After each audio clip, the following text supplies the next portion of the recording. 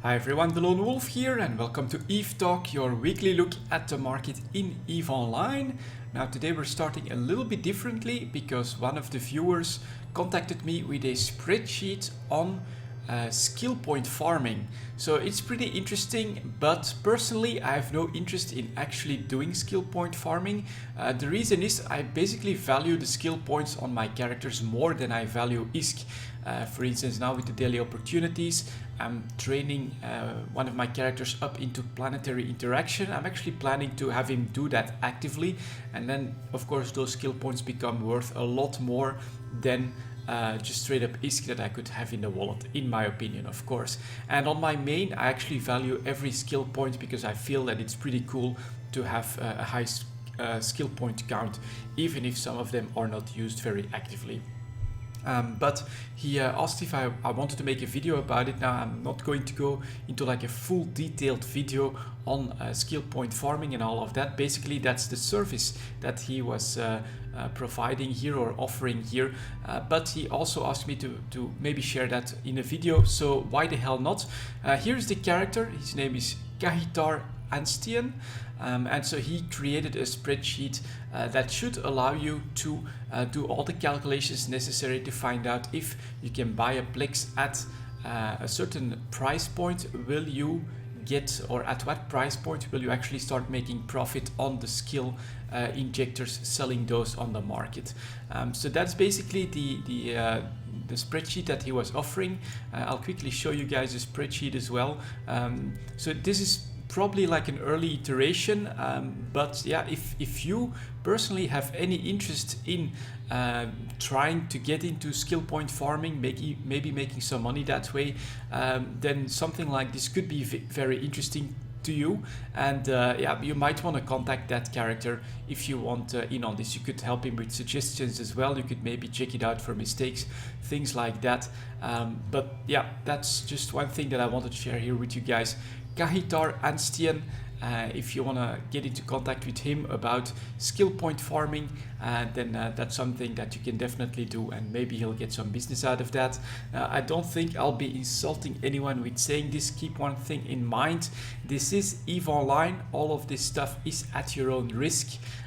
So yeah, scams, all of that are perfectly allowed in EVE Online. Don't do anything stupid with your ISK either. But I think that he's actually wanting to provide a service that he actually believes in. I think he has good intentions. So there you go, guys, a contact for you to add if you want in on skill point farming. We are going to jump into the market here, and let's take a look at plex, which have bottomed out. So 310, let's say 310 for plex, and we can see that plexes are now selling for 922 million. The buyers are at 891 million. And if we look at the 6-month chart here, we can clearly see a bounce off of the 0.85 billion or the 850 million price mark. The interesting bit here is that it's been a long time, but the 5-day moving average actually crossed the 20-day moving average as well. So it does really look like 850 million or just above that was or is going to be the bottom for plex. Keep in mind that this looks like it is, right? This is not an absolute truth or anything like that. Be a little bit careful because of the lower activity over the summer. It is possible that we'll have a second bit of a rebound, and so it's not something that is written in stone. But if you look at this chart, if you look at what's happening with the prices here, everything has basically been bought out, then I think that there is a good chance that this is indeed a bottom. There are also a few people that are now trying to sell at higher prices. So here, for instance, 159 at 924. So the activity on the seller side does still seem to be pretty high. That could be something that'll slow down any upwards movement. But yeah, for people with plex investments like myself, I think that this is a good time, and it was probably a good time several weeks ago to start trying to diversify your plex holdings themselves with some cheap plex, and that's exactly what I did. When I had a little bit of extra money, I bought a plex at 890 million. Of course, with 14 plex at 1.2 billion, I still have a long way to go to actually make an actual profit, but overall, right, I think that this is still a good opportunity if you're actively making a lot of ISK to and you have invested all of that at the wrong time in plex, then there is still something that you can do about that. On the other hand, of course, the biggest lesson, keep that one in mind as well, you want to diversify a lot. You don't want to put everything in plex. That was a big mistake that I made, and now I need a lot of patience to ride out that mistake. And so as I'm making ISK now, I'm not going to pour everything into plex just to try and lower my average. I'm actually also going to invest in some other stuff that I think has upwards potential depending on the chart. So the multiple pilot trading certificate is already up to 930 million ISK, buyers though at 842 million, so that's a pretty wide margin here. That's definitely not bad. And if we look at the chart here, it's actually hesitating to show up on the chart here to go above 900 million. But considering the sell orders here, I'm guessing that because the market is so small, we still have people that actually sell straight to the buyers at 842 million, which I think is a pretty big mistake. But that gives these data points right here still below 900 million. But I think just as plex are going up now, I think the pilot trading certificate is going to start to do the same as well. The question is, of course, will this be back into the old inflationary scenario where plex would constantly be going up because people consider that to be like the best holding that you can get for your value. Pilot's body rescope certificate next took a bit of a dive down to 230 million. Is trying to hold on to that price point, but as I've said many times, this is really a pretty unique item, not as tightly related to plex as the training certificate. So 230 million for the sellers, 200 million for the buyers right here. Not a lot of demand for these. The skill extractors, that could be pretty interesting, and it really is. Look at that, skill extractors also going up, 5-day moving average crossing the 20-day moving average. After 3 to 4 months now, we're finally starting to get a chart that's a little bit visible here, and it is interesting how closely tied to plex these skill extractors appear to be once again. So plex going up just a little bit, and the skill extractors as well. They're currently selling for 212 million pretty much, and the buyers are at 203 million. Is decent margin in between these two as well. That is 8 million. Well, it's not actually 20 million would be 10%, so it's not that big of a margin. Actually, it's not really as good as I thought it was.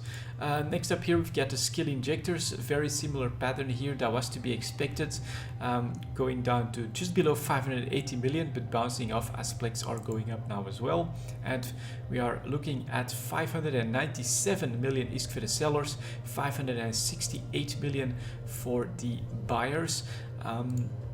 I think that this is interesting, and it still surprises me that a skill injector is basically like 60-70% of a plex, despite the fact that basically plexes will provide you with 30 days of training time. Of course, I think the one thing that makes a big difference is the skill extractor that still needs to be purchased as well in order to create a skill injector. So if you take like 200 million out of this price of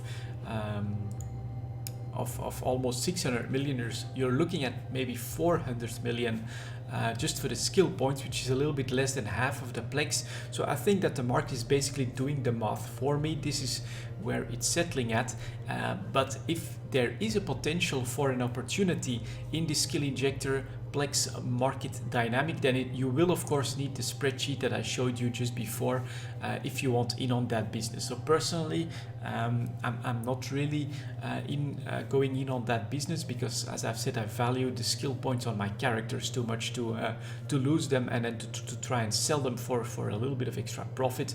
Personally, I don't feel it's worth it for me, but of course, if you can scale this up enough with the right implants and with everything, you have the right spreadsheet, then this could be a very steady stream of income that is pretty passive to get going. So it's all up to you, of course, to decide whether or not you want in on this. But from this perspective as well, you can see that the correlation between plex and the skill extractors is like almost one-on-one. This is immediate.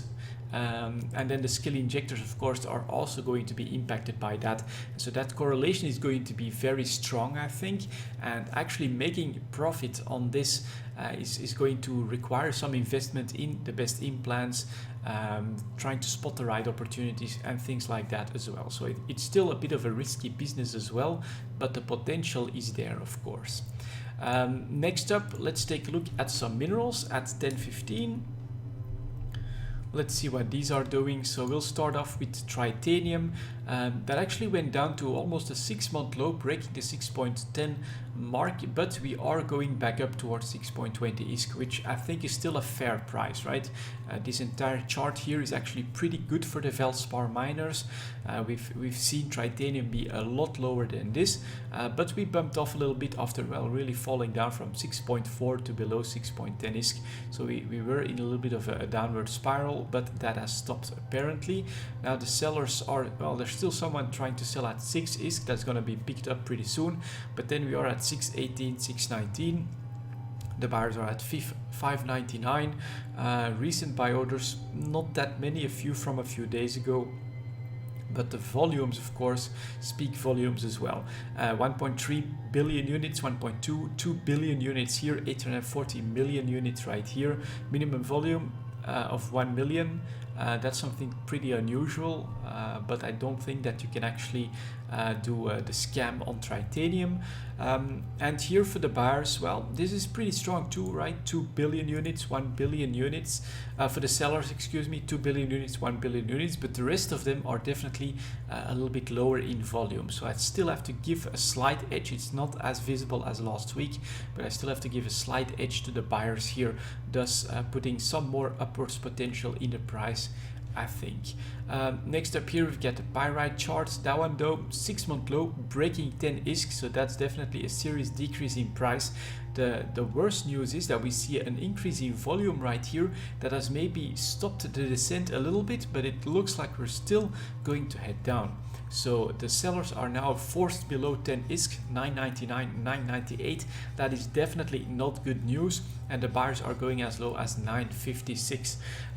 Honestly, if you look at a chart like this and you expect a possible rebound, then this could be one of those diversifications. I wouldn't be afraid to put a few hundred million into pyrite at this point, because we're clearly at a 6-month low, way lower than anything we've seen before. If demand picks up in general, then pyrite could actually be a pretty big winner after this pretty serious correction, even despite an increased volume spike right here. So I think some people are already moving on the investments, but they may just have been a little bit too soon to pull the trigger at 10 ISK. It's also possible that some orders at 10 ISK have just basically been filled, causing the bump in volumes, but that was not enough to stem the tide, and thus we're still going down. Supply demand could be interesting. Demand here 200 million, 20 million, so you can see that we don't have any really big orders except for like 829, something like that, for 400 million units. On the sellers though, we're still seeing 200 million, 400 million, 148 million, a billion units right here, although that's 4 days old. So the pressure is still on, oversupply is still here.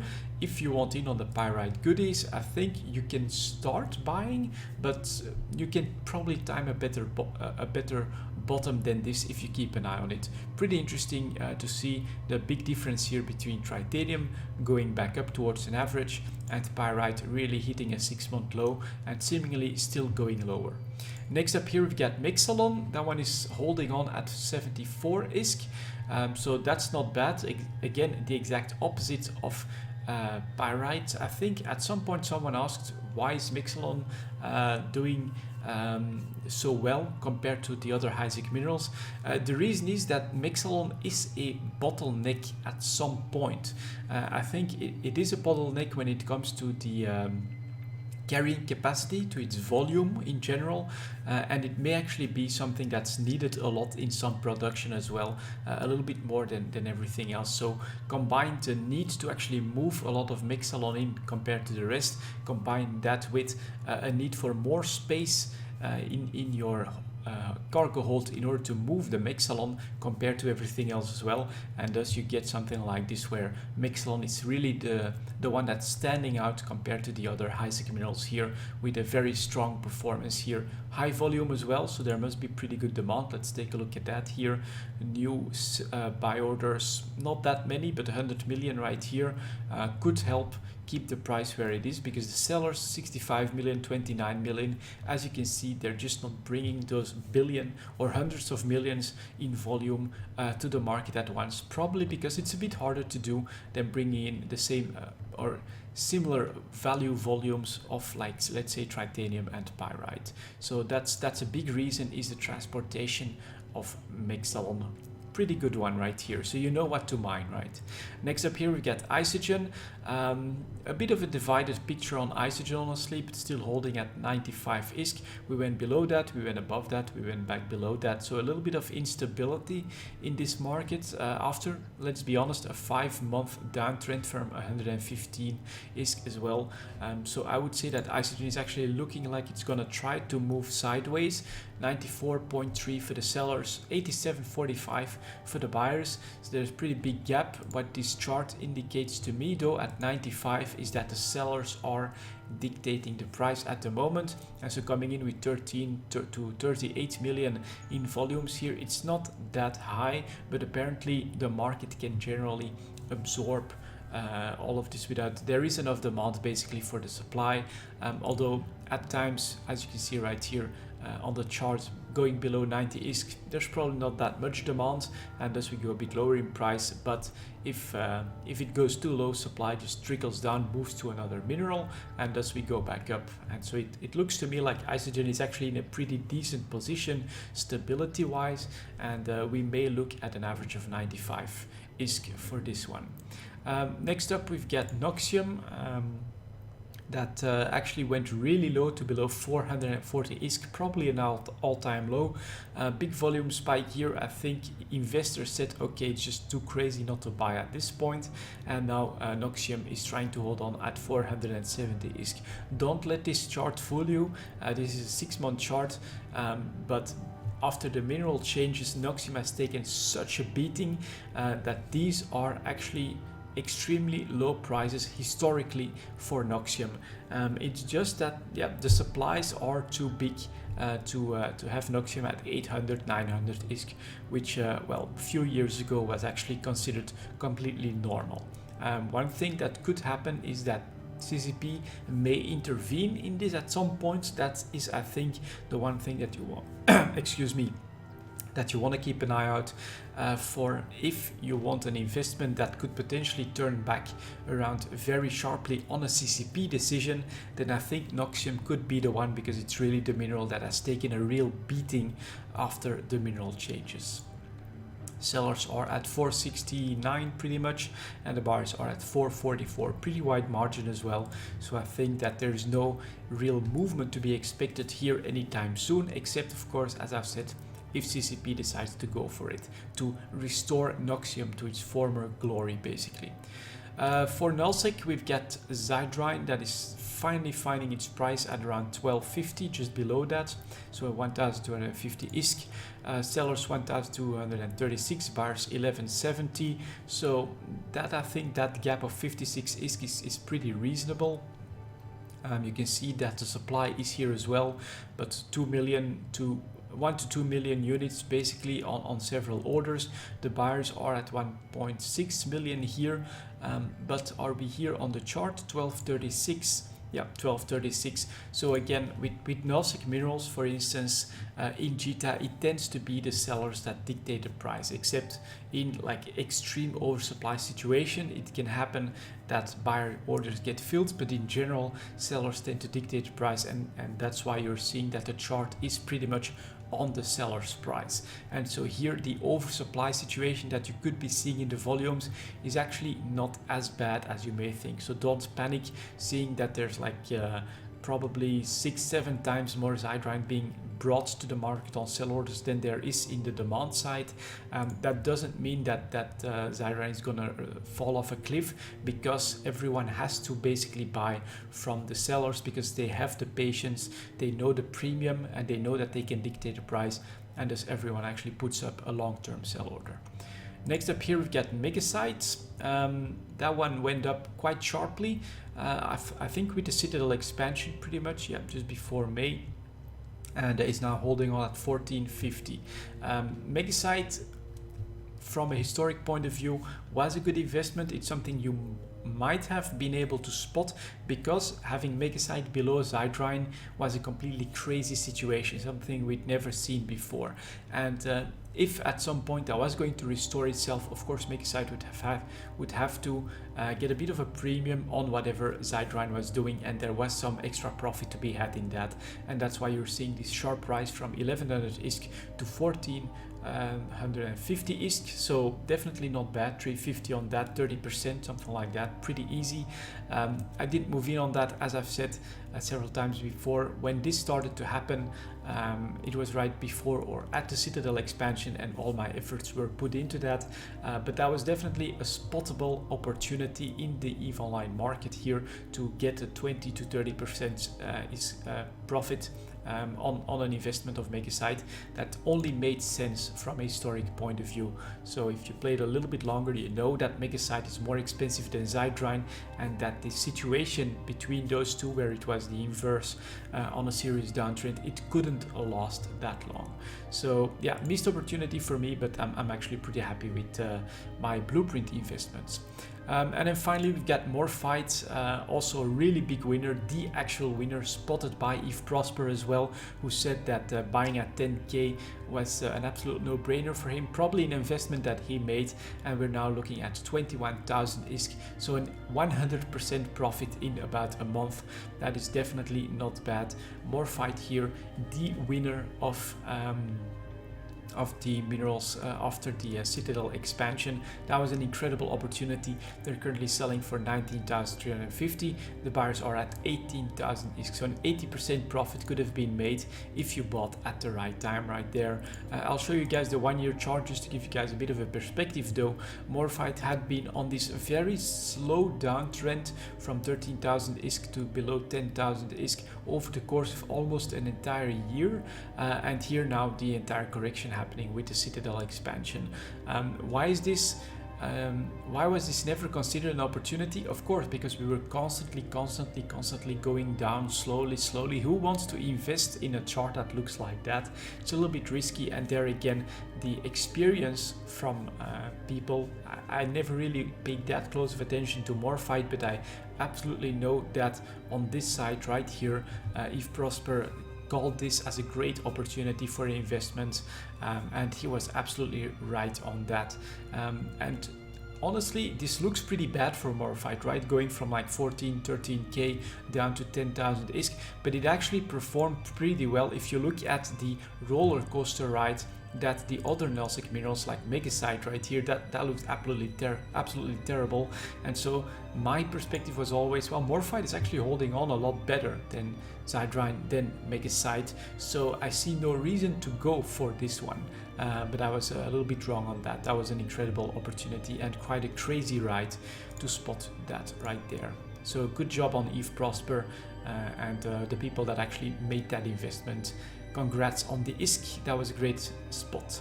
Next up here we've got the Tech One chips at 23.25. Let's go over these. I actually think that there's gonna be less to be seen here. The Armageddon, after going to a 6-month low, recovering, now holding at 195 million ISK. There's not that much to say about the battleships, except that they're just not in the meta, so I think people are mostly using them for maybe some solo play, but probably a lot of PvE, and as a result it's just abysmal volumes, and the price can be volatile, but just below 200 billion seems to be where a lot of these battleships are settling at the moment. The Caracal holding at 12 million, going down a little bit, so definitely a good price for the Caracal, but this, if you don't count this one this one price spike here, which was due to the war between the MBC and the Bs, then all of this is actually decently stable. So that's also the volume increase during the war, causing a great opportunity to produce these caracals. I made a bit of profit out of that, not that much, but it was great. And now still 12 million for a caracal is not bad. So right below that for the sellers, 11 million for the buyers. Anything in between that is bound to be our average. And supplies, well, pretty big in volumes here, 88, 57 and 34, but not that much coming in every day. So there's probably like a few people that are supplying this market and making some money off of the caracals at the moment. I think honestly, if you have a caracal blueprint, that you can still make a bit of profit on out of this, and that it could be worth it, because historically caracals 11.5, something like that, was a normal price. Next up here we get the Dominics. Ooh, that's unusual and completely unexpected. So 195 million, you can see the pattern that we had with the Armageddon as well. But here, look at that, going up. Let's see what's happening here. Yeah, Dominics, they were out, basically bought out. I think that must have been what happened. And so now the sellers are at 267 million. Take one opportunity spotted. If you can produce Dominics, this is where you need to go now. Although keep in mind that the volumes of Dominics are slightly better than the other battleships, but it's just not really in the meta. So what must have happened, it's one of two things. I think the most likely, in my opinion, considering where battleships are at the moment, is that an investor, someone tried a speculative attempt at buying all the Dominics, seeing if they can now resell them at a better price. Or of course it is possible that a nullsec alliance came in and actually bought a Dominics fleet, but I think it's just not that in the cards. I think that's just less likely than that is actually a manipulation attempt. And for a manipulation attempt, it's probably better to try and produce your own, get in on a bit of that ISK, but don't pull the trigger too hard. Let that guy stew on his expensive Dominics, which he probably can't sell because the demand is not going to be there. Next up here we get the Drake. Yeah, a bit of volatility be spotted, but we're going back down to 53 million ISK now, 55 for the sellers, 50 for the buyers, right in between that. So here we do see a market dynamic forming where depending on supply and demand, either the sellers start to move up, or are forced to move down, but the buyers can stay at around their 50 million mark. I think that this dynamic is showing very strongly in the Drake here, that the new taxes have basically changed that a little bit, where it's mostly the sellers, I think especially of goods that have more behind them in other stuff, like the Drake needs minerals to be produced. That's one step that is going to cost you extra taxes if you actually buy the minerals. Take 2 is going to be even worse. And in those goods, I think we will start to see, at least in some of them, a bit of a dynamic where the buyers can stay where they are, but the sellers have to adapt to the demand quite heavily. Next up here we get the Mauler, slightly up, but this is pretty stable between 11.5 and 12 million. Pretty much where you expect a Mauler, nothing too drastic to be spotted on the volumes here either, so that's looking okay for a Tick 1 ship. The Myrmidon, that was the opportunity of last week, so apparently the Galente are a bit in the right spot for some opportunities. Went up to 66 million, but as expected already going back down to its average of 56 million. So this was a short-lived, a very small opportunity to bring in Myrmidons, but the industrial response at the moment is pretty high. The potential seems to be there to fill these gaps pretty quickly. So I'm personally pretty curious to see what is going to happen with the Dominics, because this could be the one that will last a little bit longer. Why? Because the market tends to be smart enough to spot the difference between actual demand and a manipulation attempt. And so I think that people may decide not to go overboard with the Dominics and see how this actually plays out before risking a lot of minerals in that. Next up here we've got the Oracle. All right, shooting up to 90 million, but is it a volume spike? Slight volume spike, right? Definitely more than average right here, that caused the price to increase. So this could be a good opportunity. Actually producing some oracles, trying to sell them at around the 90 million mark is bound to make you a little bit of money.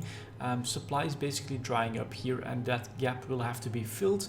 Personally, I think that the potential is there that this will be filled pretty quickly before this actually becomes an actual big spike to like 105 million or something like that on the chart. Next up, the Raven, a battleship holding at 190 million on the chart, trying to get to 200 million. Yeah, it does. 202 million for the sellers, but 180 for the buyers. I see little reason for this to be something that is structural, so I actually think that it's gonna fall back down pretty quickly. Next up here, we get the Stabber, 11 million. That's right on the average, I would say, of the chart, so that's looking okay for stability. The Tornado taking off a little bit though, starting at 68 million, 6-month low, now back up to 86 million, 88.5 for the sellers, 79 for the buyers. The buyers forced up here for the Tornadoes, so this seems to be in demand quite heavily. It's another one that you could definitely, I think, make some money producing. Next up here we get the Typhoon, was also going for a 6-month low, trying to crawl out of the hole towards 190 million. But sellers 189, buyers 166. But as you can see on the amounts here, the battleships are just not the thing at the moment. Next up here we get the Vexor, went up to 13 million but is already going back down, so sellers forced back to 12 million, buyers at 12 million. So basically you can see that the industrial potential is very high in the Tech 1 market at the moment. Opportunities are filled very quickly with the necessary volumes. I think a major part could be, of course, that the battleships, the ones that need the most minerals, are out of the meta, and so if people can focus on frigates, cruisers, battle cruisers, they can fill those orders pretty quickly. They can spot the demand and fill that demand very quickly. So it's I think pretty stable in the Tech 1 market in general, and the one trend is of course that the battleships, there has been some speculation I think on the Dominics here, but they're just not that hot when it comes to the meta at the moment. Next up, Tech 2 market, 3130. Gonna be another long one apparently. Let's see if we can spot some trends here, but unfortunately, ever since the Citadel expansion and the new taxes, I feel that it's going to be risky to actually make short-term trades in the Tech 2 market. I think that only the Ishtar was showing me different. So here the Basilisk, for instance, going down to 200 million, but 200 million for the sellers, 180 for the buyers, pretty big margin. Unless something really drastic happens, I think it's going to be tricky to actually make money, to actually push these buy orders up by a lot. But 180 is here, so it could be interesting to buy a Basilisk here, but personally I think it's going to be quite tricky to actually make it happen. Next up here we've got the Cerberus. Let's take a look at that, staying at 210 million, so 216 for the sellers, 200 million for the buyers. I would not make a move on this, we're too much in the middle. I don't see a Cerberus take off from here. Next up we've got the Claw, again settling at 22 million, buyers are at 20 million, sellers are at 22 million. Not enough, not the opportunity that I want to move in on the claws. Next up here we get the Guardian. That one went as low as 130, but steady at 135 for a while, now went up. Buyers are at 129, so it's not like this is going to be structural. I think supply dried up a little bit on the sellers, so you can maybe try and sell them for like 150 million. But yeah, very tricky to spot those great spikes, right? We did go below 130 million on the charts. I said that could be an opportunity, but we have to wait like an entire month now to have maybe a sell opportunity, and if the volumes aren't there, it's just not gonna happen either. This is not the spiky violent behavior that I like to see personally in the Tech 2 market. Next up here we get the Hound, again a little bit of two-stage, going from 19 million to 22 million. That's not where you're gonna make money. Compare this to these war spikes right here. That's 17 to 27 million, or even to 22 million, then 27 million, back down to 20, back up to 25. That's where you make money, right? And all of this is in a matter of weeks, instead of having to wait an entire month for this. That's just not the margins that I'm looking for personally. The Ishtar I thought was doing really well. Yeah, this is better, of course, right? The Ishtar going to 165, although we're still talking an entire month to go up, but 210, that's of course 50 million. That's a good trade. That is something that you make some trade money on, and it's apparently still taking off. So Ishtar is now going for 224 million. This could be war related, right? Ishtars may be a thing that some Nasdaq entities are building into fleets because they are pretty good despite the nerfs. So that's what could be happening here. Next up here we get the Manticore. Again, look at that, going from like 22 million, if we look at it broadly, trying to get to 26 million, but the movements just aren't as sharp as what we're seeing here at the moment. Next up here we get the Nemesis. Again, that's way too stable at around 21 million, so there's nothing to be spotted here. The Oneros, that one went down to 140. That could have been interesting. Now slowly going up to 150. Where are the buyers at? 143. So all this time to have the buyer order scroll up by 3 million. That's again probably at 140 million you'll have an opportunity to make some money on that, but you'll need patience. You're not in it for the quick trades anymore, I don't think, for the Take-Two market due to the tax changes. So again, this is compare it to this volatility right here, right? From 160 to 180 million, more than 10%. This is a matter of days. Then back down to 150 million, again in a matter of maybe a week or so. Here it's just too slow. It's not happening. I'm not seeing it that much anymore. Here the Purifier, that was maybe an opportunity, right? Let's say 19 million to 26 million. We're still talking a month, but at least there's a bit of a spike to be spotted here. Of course, compared to what happened in April here, 19 million to 30 million in a matter of a week. That's what you want to see. This, well, almost there, but definitely not the volatility that we need. Raptor, yeah, just basically being crushed by its stability. And then the Scimitar also went as low as 140, now going up to 160. The buyers are at 145, the sellers are at 168. So it's going to be tricky for the Take-Two market, and the reason I think are the taxes, of course. First, you need, if you want to buy everything to get a Scimitar or a Take-Two ship, first you need the minerals taxed, then you need the Take One ship, you know, taxes of the minerals are included in that, but on top of that you need all of the Take-Two components, moon stuff, so again taxes, and all of that is then combined into a Take-Two ship. And as a result, I think that the trade on this is not going to be as active anymore, and so you're much less likely to see the spiky behavior that we saw before. It's a complete change that I think could be happening in the EVE Online market due to the taxes. The speculation, I think, may move to other stuff. Next up, Tech3. Let's take a look at that. 3730. Let's start with the destroyers here, but I think the picture is going to be pretty clear. Yeah, Confessor going to a 6-month low below 45 million. What is the availability looking like? Yeah, still a full front page of new Confessors despite this extremely low price. 80, 16, 38, 66, all of that in the last 24 hours. It's just crushing the demand here. Supply is too high, and we're going down here. Next up we've got the Hecate, very similar charts, but despite that, full front page of new Hecates, 30, 27, 13, 14. This is definitely an echo from the past when this was happening and we only had to take 3 cruisers.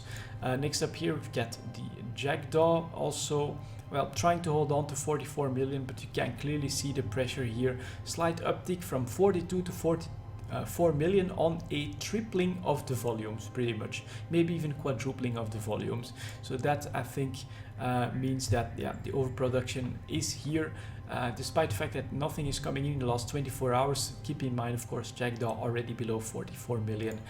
So people want to spot a better opportunity, but it's just very hard to do, I think. Next up here we've got the Zwepel finally for the destroyers, very similar, definitely below 45 million.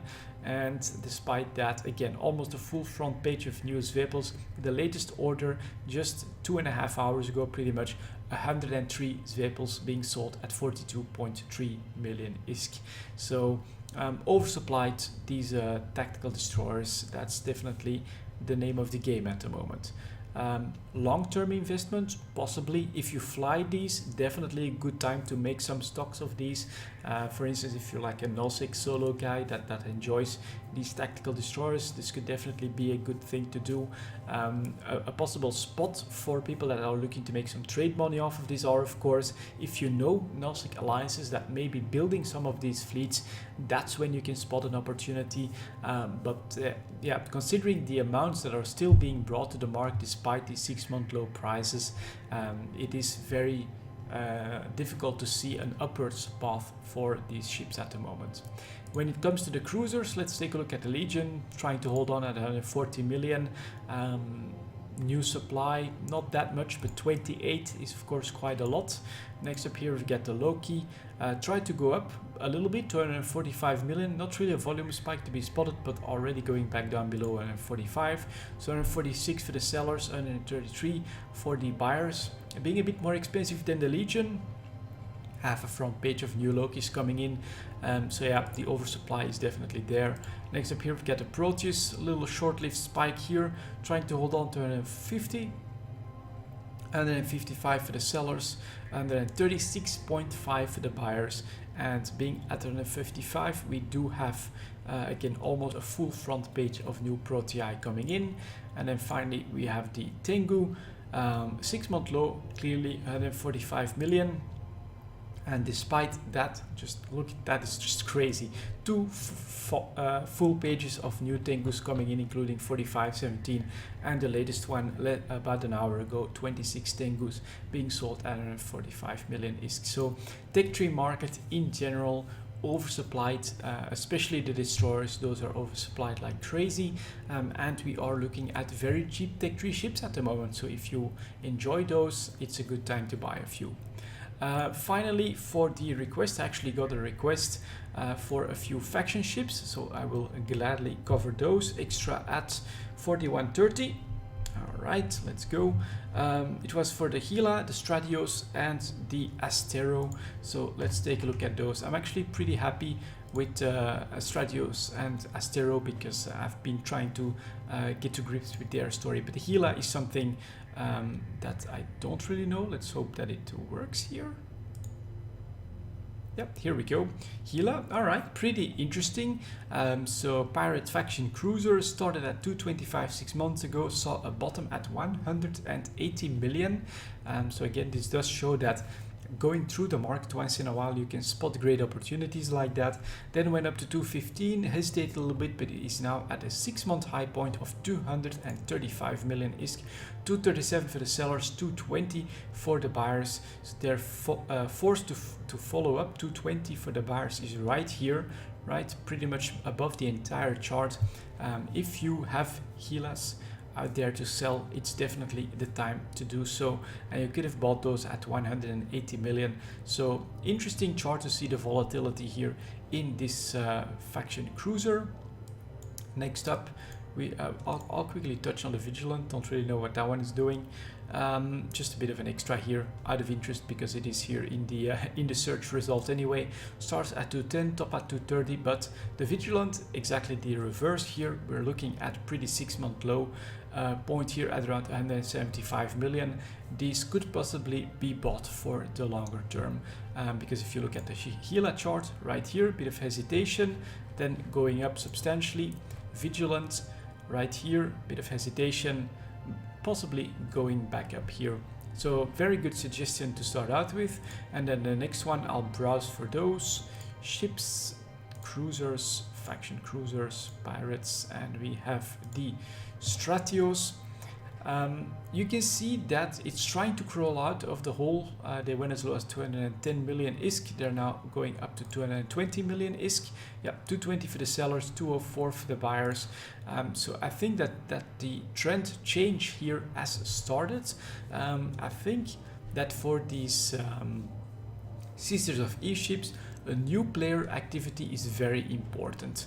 So the Stratios is going back up since the war, and that must have attracted a lot of newbie players. I think by now people are starting to get into the Stratios skill point wise, and so we'll see an increased demand, and possibly if Eve can retain these new players, possibly see those go up. But I think if we go for the frigate faction pirate Astero, that we'll see a bit more of that trend. It's hesitating though, it's faltering here at the end, but you can clearly see, of course, that we were very high at 76. This is like 6 months ago, 5 months ago. We went down to a bottom of around 56 million ISK, and then here we were going up with just after the war, right? New people coming in.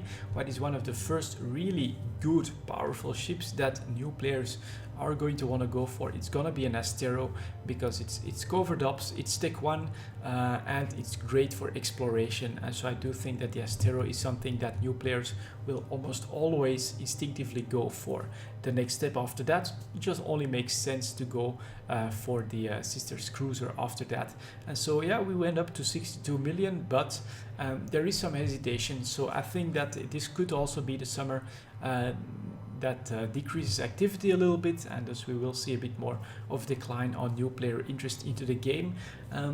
If this is a correct theory, then keep an eye on this throughout the summer. We may go lower throughout the summer, but as the winter comes in, new players may want to get back into the game, and then that could be something good for like a winter investment, if this theory is right, of course, and more interest comes back into the game when people have more time to play. So yeah, interesting suggestions here. I do personally love the Sisters of Eve cruisers and frigates. I think that they are absolutely great ships, and at the moment they're still at a pretty reasonable price. Is it a little bit too late to make the investments? Of course, 56 million could have been great for Asteros, but I think it's still okay. I think that these still have upwards potential. You can clearly see that the increase in price here is on increased volumes though. So throughout the summer, maybe that's when we want to look out for buy opportunities of these ships, and then looking for more activity throughout the winter, and thus more demand throughout the winter. I think that's the pattern I'm personally looking for in especially the Sisters of Eve ships, but possibly other faction ships as well. Anyways, that's going to be it for this Eve Talk then, guys. Thank you very much for watching, and I'll see you all next time.